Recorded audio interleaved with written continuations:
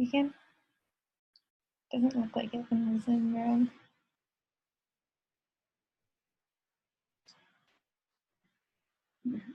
Don't matter my faces when the recording starts. So ask Lori about your ponytail and hers.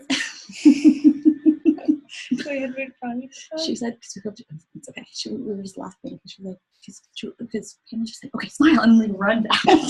She's like, in mine, I'm like, Lori, your face was like, what? And that's because Pamela's just like, smile and run away. You can see her ponytail in the video. We're just like running. Okay. I'm gonna do that right now. Smile. Okay. I'm gonna run away. Amazing. It's gonna be a repeat Yeah.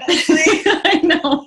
Just later in the night, it just gets worse. Okay. Good? Yeah, I think so. What am I gonna say? Ready?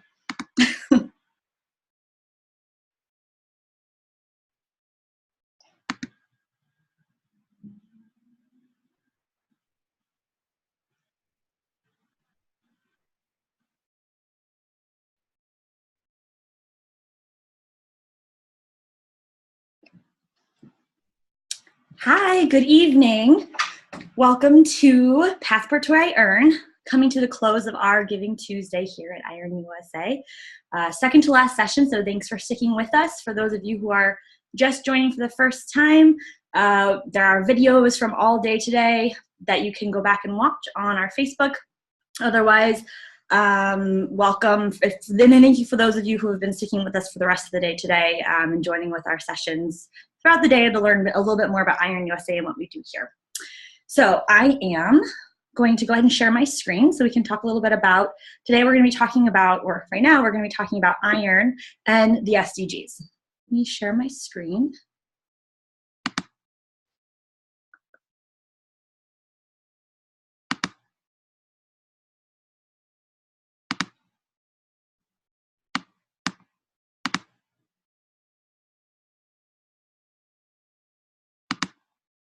All right. Now, great.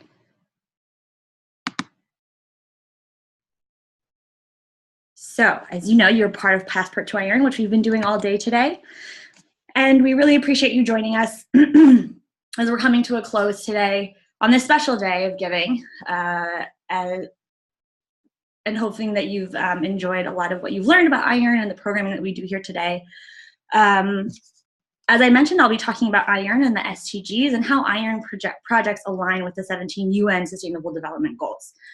So I'm going to talk a little bit about what are the SDGs. I'm going to explain why iEARN has chosen to align with the SDGs, and I'll give some examples of how different projects do align with the SDGs. But first, who am I? My name's Christine McCaleb, and I'm the Director of Grant Programs here at iEARN-USA, and I've been with the organization for about 4.5 years. I started first as an alumni coordinator for the YES program and worked as the YES program manager for a little while as well, but prior to becoming the Director of Grant Programs. And so I've really enjoyed working with the various programs, both NISLE and YES, which you've learned about earlier today, as well as the Bridge program, and collaborating closely with other partners here in our organization and within our network to implement many of our grant-funded programs that we run here in the office, and in partnership with our larger network. So the question really is, what we're talking about is, why are we engaging with the SDGs? Why should we even think about engaging youth in virtual exchange to begin with as well?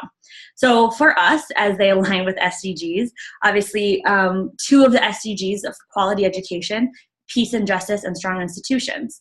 So really, we believe in iEARN-USA that virtual exchange increases access for youth who would otherwise not have the opportunity to have an international experience.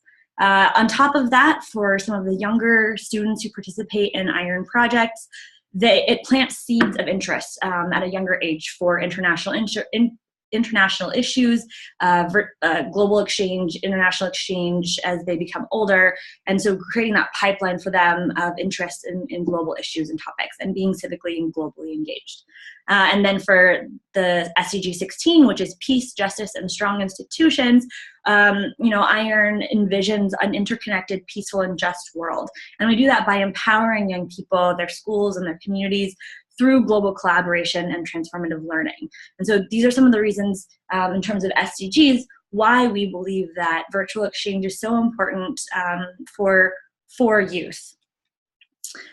Similarly, there's a piece here that's missing. There it is.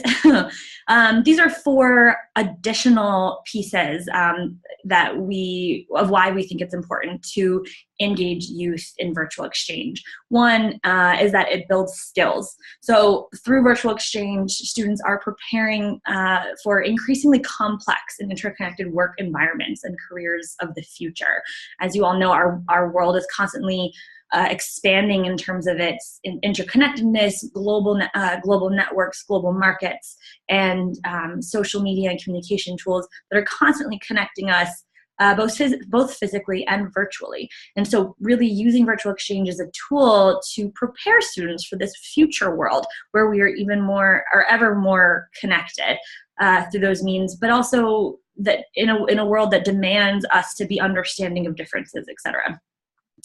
And so many of these skills, as it says, are developing their use of technology to use technology for dialogue and collaboration. So again, knowing that work is happening and change is happening across borders on other sides of the world, across time zones, across cultures, and being able to use technology to effectively have dialogue that is respectful and productive, but be able to collaborate together instead of having to work in separate spaces as things have been perhaps done in the past.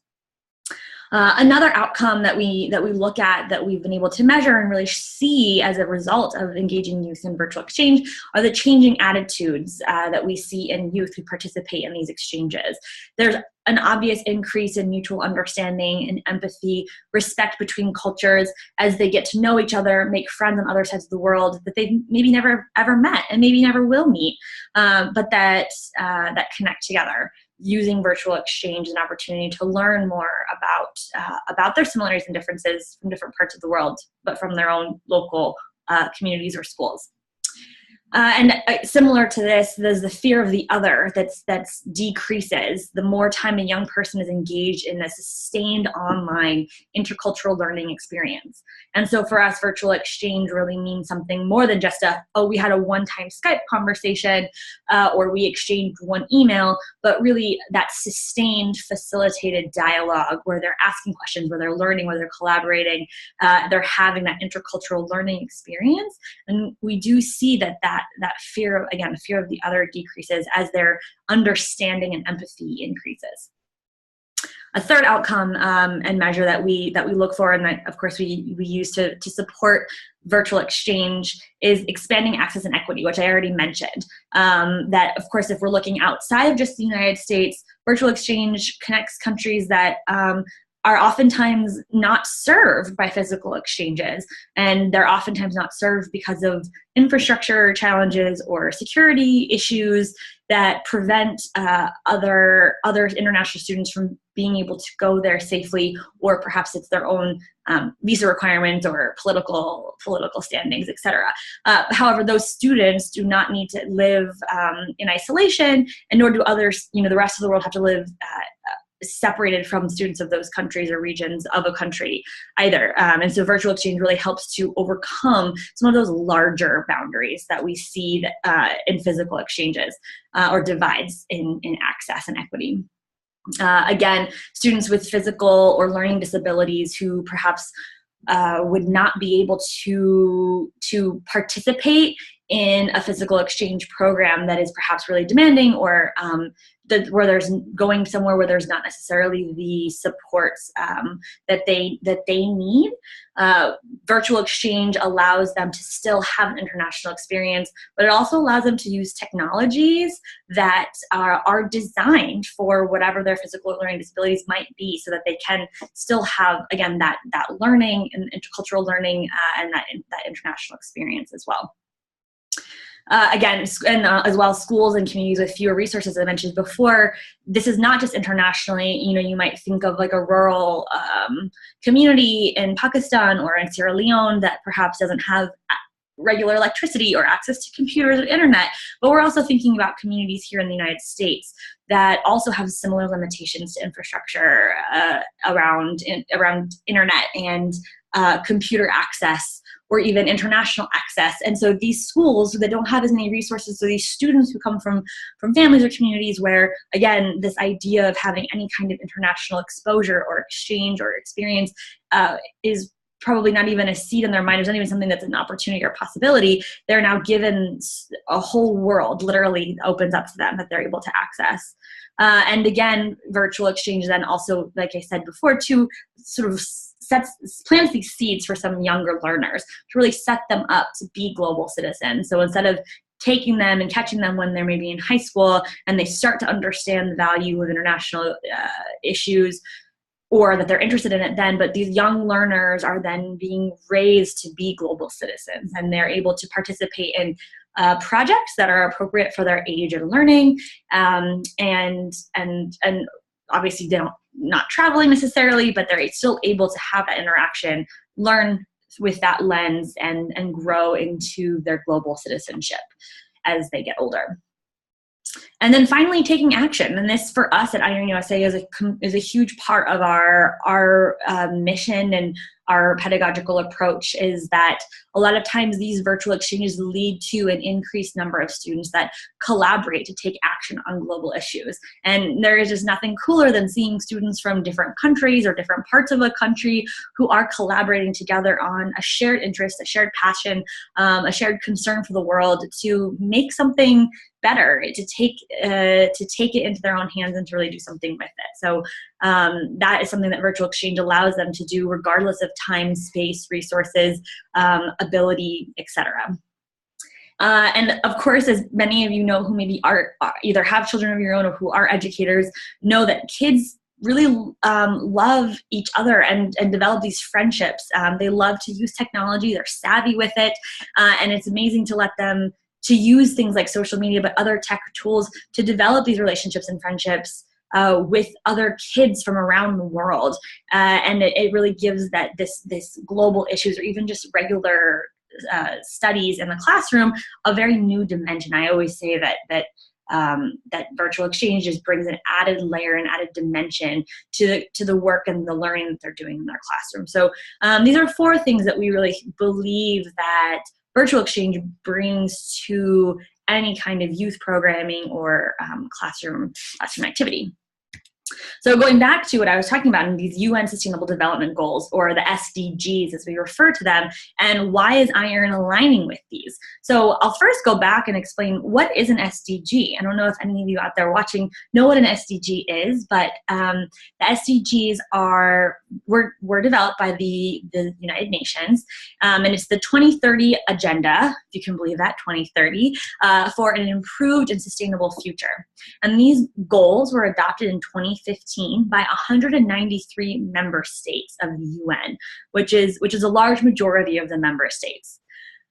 And this is kind of coming off of the tail end of what many of you maybe have heard of, which were the MDGs, which were the Millennium Development Goals. And those were goals that were set back in 2000 as we were entering into the new millennia. And the goals were set for 2015, a set of goals that the world was trying to collaborate on to reach as a way, set a benchmark for ways to improve and things that we would like to see collectively that the UN voted on and put forward. So obviously 2015 has come and gone. We have made progress on many of those goals, but of course we have such a long way to go still. And so they learned a lot of lessons about the MDGs and developed these wonderful SDGs, 17 of them. that are here. You can see the matrix that go a bit more in depth. And so, of course, the 17 are the larger overarching, and within each of those, there are very specific goals under each of these 17 larger goals as well, that the UN is working hard to engage the world to work towards, again, making the world a better place. And this is sort of a roadmap for what we need to do to get the world to be what we want it to be. And I think what's important to pay attention to here about why SDGs, this work seems so adult and grown up. And many times we talk about the MDGs, the SDGs, the UN and these goals for development and improving the world as something that grown-ups do, that professionals do. But the reality is that 90% of the population in the less developed world are between the ages of 10 to 24. And so there is this thing that we call this youth bulge. And if we're not engaging these youth now, when that is the majority of the population in the countries that are being primarily served by these 17 goals, then they are not able to contribute to their own development as they become adults, as they become professionals. But also, they are a huge workforce that can be contributing energy, ideas, innovation to these goals, and taking ownership of their own communities to make their communities better to reach these goals. And if you dive deeper into each of these goals, you'll see that there are 20 youth-specific targets across six of the goals that are sprinkled out here throughout the 17. So, as I mentioned, that they kind of tear down into specific targets underneath each goal. And there, again, are 20 in particular that specifically target youth for a reason, obviously recognizing that they are one of the largest populations in the world right now, and it's important to engage them in that. So that being said, why are we talking about how virtual exchange, which I just talked about, connect the youth to the SDGs? And I think that this is something that makes iEARN-USA so unique, and that we really believe in our pedagogical model, which is global project-based learning. So I talked about what virtual exchange is and the values of virtually connecting young people, teaching them all of these skills, understanding, etc. But that one piece I talked about at the end, which was action. And that action is what we really define as global project-based learning. Now, for anyone that's an educator, project-based learning might be a familiar term to you. And we just add the global. So that being said, a lot of the driving questions that each of our projects, which were talked about earlier in a previous live session, each of our projects in our collaboration center, the driving question for each is, how will this project improve the quality of life for people and the planet? And of course, this question itself aligns well to the SDGs, which essentially are the roadmap for improving the quality of life for people and the planet. So this is the underlying thread amongst all of our projects. Here's a picture of our most recent project book with some really interesting statistics on there. Right now, we have over 100 global projects in our collaboration center that are working and somehow aligned with the different SDGs.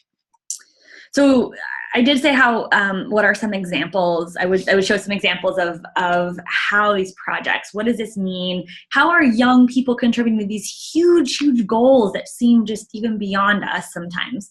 And so here's one example that's a really, I think, straightforward one. It's a project called Finding Solutions to Hunger, Poverty, and Inequality. It seems pretty straightforward. In the bottom, you see that this really directly connects to SDG 1, no poverty, which number 2, zero hunger, and 3, reduced inequalities. So pretty straightforward. This project connects kids across subject areas to tackle these global issues. So this one is not totally subject specific, but obviously it could be applied to various subject levels, which really allows for flexibility for educators around the world, regardless of subject, regardless of grade level, to apply and to engage their students in these topics about hunger, about poverty, about inequality, and finding solutions to that so that these young people can, as we mentioned, take action. Some of the activities involved in this project are research and discussion. So this is a primarily research and discussions based project, or activities are research and discussion based. So their students are researching and discussing with each other, with their international counterparts, the root causes of hunger and poverty. Students will keep a food diary. They'll research calorie and nutrient intake. And then what they'll do is they'll compare that with their global partners. So you'll be able to have this discussion, a rich discussion around the differences between perhaps a student in the United States, or here these young ladies are from Winchester, Virginia, and are presenting a class project in an exhibition on hunger. So you see national hunger, world hunger. So perhaps they were engaged in discussions about comparing what was the calorie nutrient intake across different regions in the United States, and then maybe how does this compare to from Winchester, Virginia, to a student, for example, in Bangladesh or in Japan, and getting a better understanding, a global understanding, if you will, about hunger and poverty and what those root causes are, both locally and globally. It's a great project. Other activities in this project, because again, there are no specific set activities. Teachers really have the freedom to go and get creative and work with their students to come up with ideas to really build this out and to really dive deep into these topics.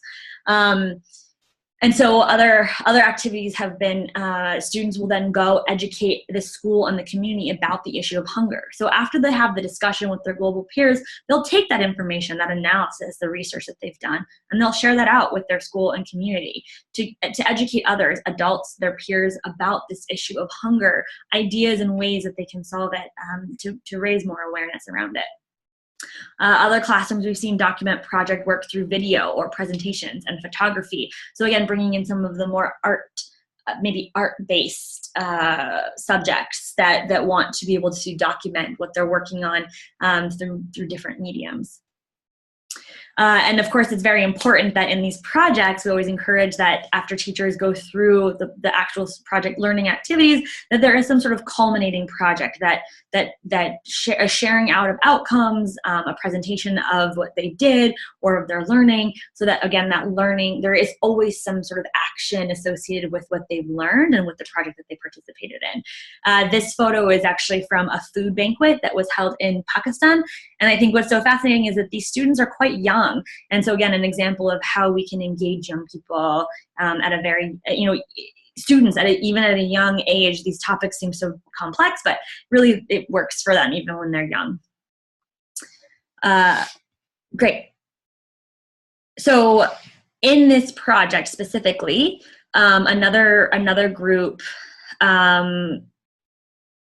we had about 400 active educators participate in this project, about 10,000 students from 37 different countries who at different points in time were collaborating with each other to build this foundation of knowledge about hunger and sharing ideas and again information about ways to end that hunger as they learn more about their peers from these 36 other countries that they were collaborating with to come up with these ideas. And this picture I think is so beautiful. These are actually participation students who participated in the project who are building a school garden in Tanzania. After they learned about some of the root causes of hunger, their action was then to go and build out, to build a garden at the school where they could grow produce that was higher in nutrients and to increase access for the community. Some interesting statistics about this project. We had countries, I'm going to read this list because I think that this is what will blow your mind. These 37 countries, the diversity of these countries, again, it's not just what you would think of these countries being the ones that have, that are more developed or have easy access to internet, but we're looking at countries like Algeria, Australia, Bahrain, Belarus, Brazil, Cameroon, Canada, Denmark, Ethiopia, Gambia, Guinea, India, Iran, Iraq, Japan, Lebanon, Liberia, Mali, Morocco, Oman, Pakistan, Palestine, Romania, Saudi Arabia, Senegal, Somalia, Spain, Taiwan, Tajikistan, Tanzania, Tunisia, Turkey, Uganda, Ukraine, the United Arab Emirates, United States, and Yemen. Now, I will challenge all of you to go through that list again, rewind, and see how many of those countries you even know yourself. And then you can let that sink in that these are young students who are engaging with other students from these countries, which I wish I had had this experience when I was that age as well, and really just expanding their minds to better understand these places and what the reality is there on the ground around these really, really global topics. So another example, which is another great one, was called Water is Life Project. And this connects kids across different subject areas to, again, tackle global issues around clean water and sanitation, as well as life below water. So looking at, I always reference this project because I think it's such a great one, referencing or learning more about water, bodies of water within the communities where they're at, and doing comparisons. So some activities part of this project we've seen, which are identifying a local issue related to water use in their communities. So again, it might be, as you see in this student's presentation, spreading awareness about wasting water, water usage in daily life, as well as water crisis in Tunisia. And I believe that this is a school, this is a student from Helen Keller Middle School in the United States. And the student is presenting at the UN. I'm not sure who he's presenting to, but he's presenting at the UN about this work and this research that he's been doing. And through his participation in this project, obviously connecting with students in Tunisia, learned a great deal about water usage as compared to that in Tunisia, the water crisis in Tunisia, comparing that to the experience here in the United States or in his own community, and was able to identify a point with his global peers where they can make a difference collectively or individually in their local communities, but simultaneously to make a much larger impact.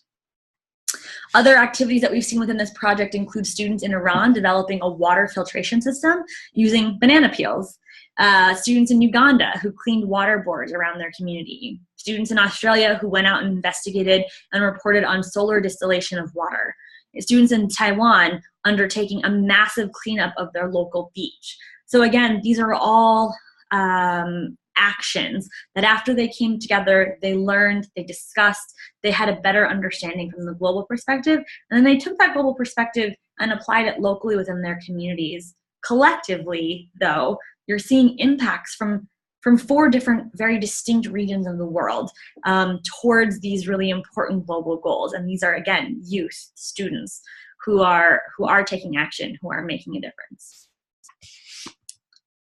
So some interesting statistics about this specific project and how students around the world collaborated to solve water issues within their local communities. We saw 22 schools from 10 different countries, including Uganda, Taiwan, Iran, Jordan, Tunisia, USA, India, Russia, Ukraine, and Australia, and 1,000+ students, over 1,000 students working together in this project. And interestingly enough, actually, through this project, they compiled a report, which is available online, that you can see of their collective data and research and discussions and what they came up with, ideas that they came up with in the work that they did to try to solve water issues in their communities. Again, collectively, though, making a global difference. And the last project that I want to highlight is a little different than the last 2, but it's still an equally important, and I think one of my favorite projects, newer project to our collaboration center as well, is the Girl Rising project. And I don't know how many of you out there are familiar with the Girl Rising film. It's sort of a documentary film that is made up of several smaller vignettes, if you will, about girls' education around the world. And each vignette is from a different location, highlighting a real girl who's telling her story about education. And this project aligns very nicely with SDG 5, gender equality, SDG 10, reduced inequalities. And underneath gender equality number 5, there are several points about girls' education as one of the targets for that goal as well. And as many of you may know, that girls' education is a big push right now all across the world.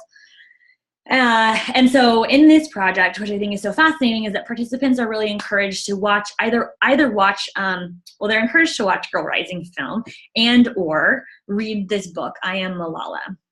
And after they've watched the film and or read the book, in our Collaboration Center forum, they go in and they will discuss in various discussion threads with their peers from around the world who are also watching the film and or reading the book about the stories about the struggles, and that these girls in these films or in the book talk about, sharing about their struggles to receive an education. And the students themselves are encouraged to share their own stories, whether they be girls or boys, to share their story, their own story about struggling for education and the value of it.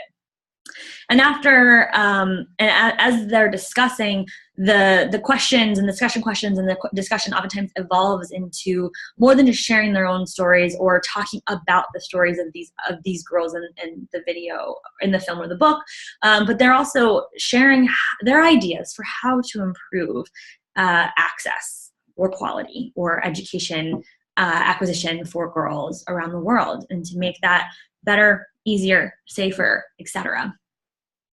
And I think, again, want to repeat that I really love this project because I think it is a topic that is so important and it goes across so many different SDGs, but it is also a great topic that engages both male and female students in a way that I think, on a topic that many oftentimes think is really only female, but it is a great way it's always wonderful to see both male and female students engaged in this dialogue, understanding on a deeper level the stories around education and girls' education, girls' rights, etc., for advancing inequality. It looks like my slides didn't load. Let's see, there we go. Oh, okay, I think it's because I have a really big image on there, so I apologize. But I do, so one of the cool things from this project that, one of the activities that came out of some of this discussion, because unlike some of the last two projects that I mentioned, they were very maybe science heavy or activity heavy. This project itself it's very discussion based. Obviously, you watch a movie or read a book and discuss. But again, because action is such an important part of our pedagogical approach, one of the classrooms did create a Girl Rising Poetry and Art booklet, and this was a collaborative project. And unfortunately, the page I had scanned with some of the poems, but you can see some of the images here. This was a collaboration between St. Mark's Girls Senior Secondary School in New Delhi, India, who partnered with the Sunburst Youth Academy in Los Alamitos, USA. California, I believe. And they exchange poetry and art around the issues of girls and women's rights, including the right to an education, after watching the film. And really just were able to engage each other in this artistic expression of ideas, and then create this wonderful, wonderful book. Another activity that we've seen come out of this project is Women with a Purpose, which has now become the sort of new trending offshoot of Girl Rising within the Collaboration Center Forum. And this here is the photo of one of the students presenting a project. And after participating in the Girl Rising project in her classroom, she and a friend of hers decided to start a school club called Women with a Purpose. And they started this club because they realized that they wanted to create a space for young women like themselves to build strong relationships with each other, to discuss issues like this that were very important to them, to learn more about women of influence, and to help them discover what their purpose is as young women as well, as they become leaders in their communities.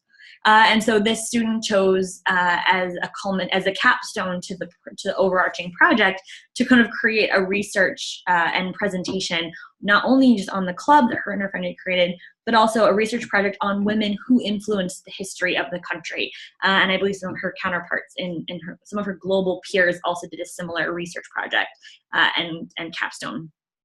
For this project specifically, to share about women in their own countries who had a historical influence and how that feeds into or inspires their own purpose as young women. So again, very dynamic, very fascinating project that we love to see. And this is just, again, 3 small examples of how the 100 projects in the Collaboration Center, the iEARN-USA, supports educators and young people around the world to create or to participate in are contributing larger than just within their classrooms or just their local communities, but they are making really, really significant impacts and towards these larger goals that the world around is really working towards. And we have to rely on them, and we have to teach them and empower them how to take action towards these important topics if we're going to see significant change, considering that they outrun all of us. They're 90%. And so that's really the end of my presentation, talking about how the SDGs align so beautifully with iEARN-USA's work, our global project-based learning, pedagogy. And so again, at the very end, we thank you for sticking with us today for Giving Tuesday. We're sure that many people have asked you for your kind donations, but I'm going to ask again too that you make a gift of really any amount. It will be matched. And your contribution helps to connect more youth and educators around the world to make these significant and critical contributions to change, to action, to global citizenship, interconnectedness, and ultimately a more peace and just world. So thank you again for your attendance today. Thank you in advance for your contributions today and in the future, and for your ongoing support and friendship to iEARN-USA. Have a wonderful evening.